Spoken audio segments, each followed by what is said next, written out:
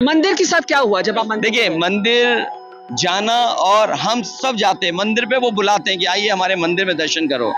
अगर आप मंदिर धोने लगेंगे किसी के जाने के बाद, और ये हमारे साथ पहली बार नहीं हुआ है।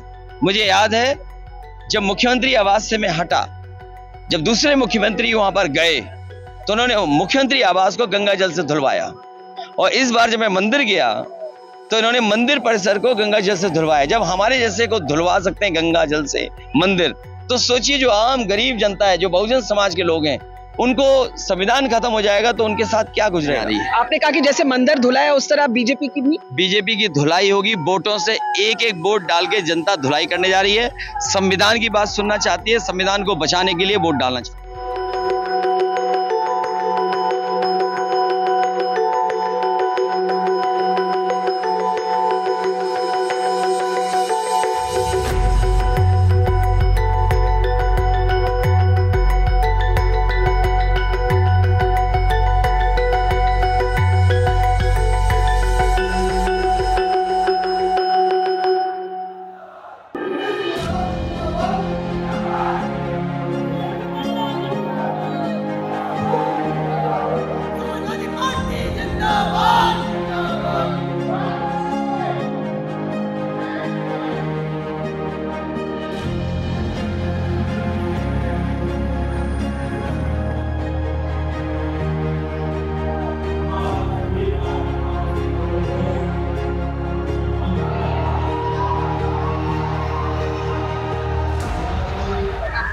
We're on the campaign trail with Samajwadi Party leader Akhilesh Yadav, and you can see in that direction the excited crowds. He's in his car. He's waiting for the crowds to actually settle down before he comes out here, and he is going to go eventually to the helicopter behind us. But the people are desperate. The people are desperate to get a slice of him. हमारे sir 2 minute sir, Akhilesh ji कैसे? अखिलेश जी आप देख सकते हैं यहाँ पे, आप देख सकते हैं यहाँ पर कितनी भीड़ है, कितनी एक्साइटमेंट है। लोग अगर आप पीछे तक देखें तो दूर दूर तक लोग हैं जो कोशिश कर रहे हैं कि अखिलेश यादव जी से 2 मिनट बात हो पाए। अखिलेश जी थैंक यू, इतने बिजी टाइम पे आपने हमें समय दिया। मैं आपका भाषण ध्यान से सुन रही थी, आपने लोकल इश्यूज पर ध्यान दिया, अग्निवीर की बात की, लीक्ड एग्जाम पेपर्स की बात की, संविधान की बात की। क्या ये मुद्दे रहेंगे इस चुनाव में? देखिए, सबसे बड़ी बात यह है कि 140 करोड़ की बात कौन सुने। वो मनमर्जी लोग जो मन की बात करते हैं वो संविधान की बात नहीं करेंगे। इसलिए जनता संविधान बचाने के लिए और नौकरी रोजगार किसान के सवाल पर जनता भारतीय जनता पार्टी के गैंग के खिलाफ है। और इधर उन्होंने महसूस किया भारतीय जनता पार्टी ने कि उनका ग्राफ लगातार गिरता चला जाए और गर्त की तरफ जा रहा है। क्या बदला है चुनाव में 4 फेजेस के बाद? बीजेपी का सफाया हो रहा है यूपी में। उत्तर प्रदेश के लोगों ने जहां उनको इतना समर्थन दिया, और जब वो 10 साल पीछे मुड़ के देखते हैं उनके हाथ कुछ नहीं आया। चरम सीमा पर महंगाई है, बेरोजगारी है, जो सपने दिखाए थे इन्वेस्टमेंट मीट के वो पूरे नहीं हुए, डिफेंस एक्सपो के जो सपने थे वो पूरे नहीं हुए, G20 में जो बात रखी गई थी वो पूरा नहीं हुआ। तो आप आखिरकार जनता से वोट क्यों ले रहे हैं? इसीलिए लोग संविधान की बात सुनना चाहते हैं, अपने आरक्षण को बचाने के लिए काम करना चाहते हैं, जो खाद में चोरी हो रही है बोरी में उसको रोकना चाहते हैं, जो सरकार ने अग्निवीर व्यवस्था लागू की है उसके खिलाफ हैं। तो ये तमाम सवाल है जो बुनियादी सवाल हैं, उन्हीं पे जनता वोट करने जा रही है। आपने ये भी बात रखी कि कन्नौज में आप मंदिर में गए और मंदिर धुला उसके बाद, ये इसके बारे में जरा विस्तार से बात करिए। और इस बारी क्या आपको लगता है कि जो बहुजन समाज के लोग हैं, जो दलित समाज के लोग हैं, वो क्या आपकी ओर आ सकते हैं? मैंने कई जगह अपील की और यहाँ पर मैं बात नहीं कह पाया कि कहीं ना कहीं ये लगता है कि भारतीय जनता पार्टी और बहुजन समाज पार्टी दोनों ने अंदर ही अंदर हाथ मिला रखे हैं।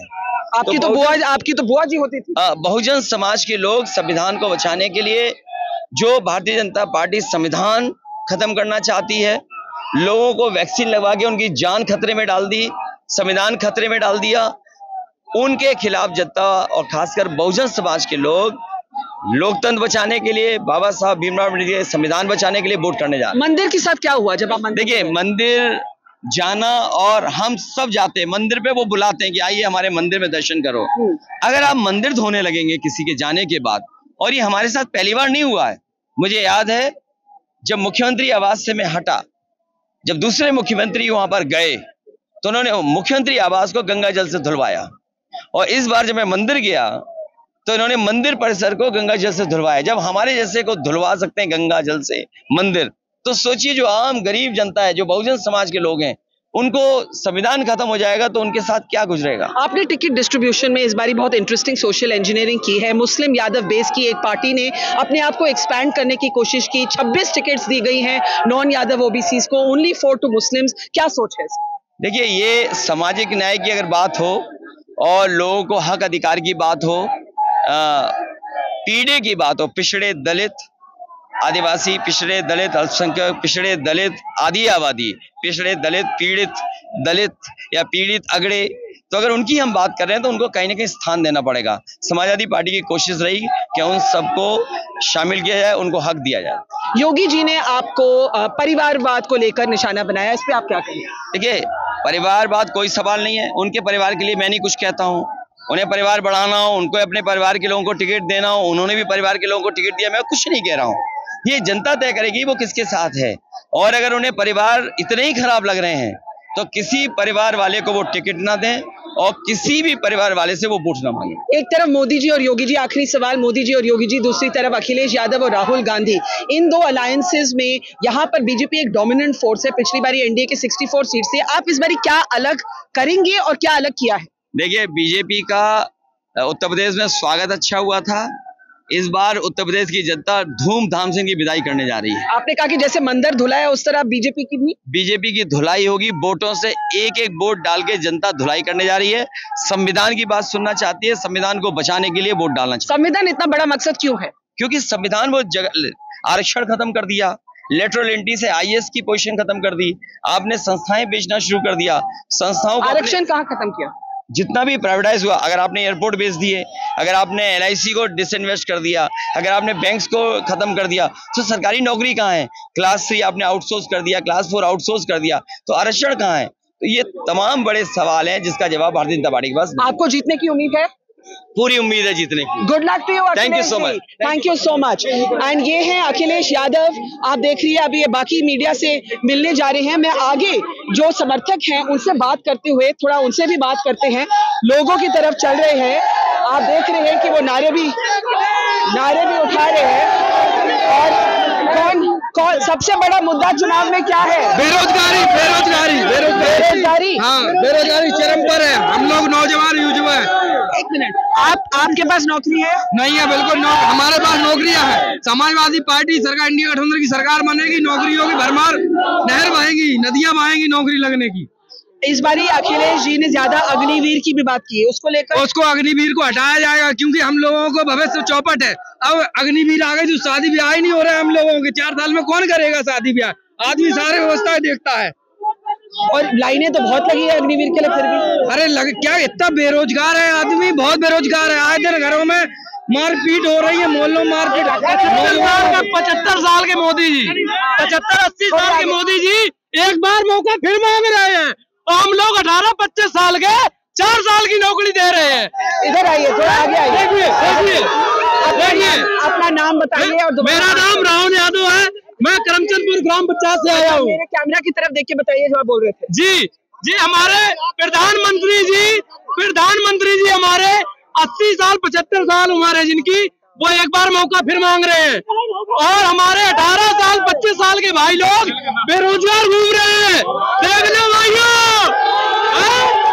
तो यहाँ आप देख सकते हैं how agitated in a way young people are. और वो कह रहे हैं कि अगर Modi ji can be prime minister beyond 75, then why not focus on the employment issues of young people? There you can see in the distance, you can see Akhilesh Yadav getting in to the chopper, and I'm just going to actually say goodbye to him. I'm just going to say goodbye. Thank you, and good luck. That is us on the campaign trail with Akhilesh Yadav. Namaskar and hello everyone. Welcome to a ride through the heart and the soul of India.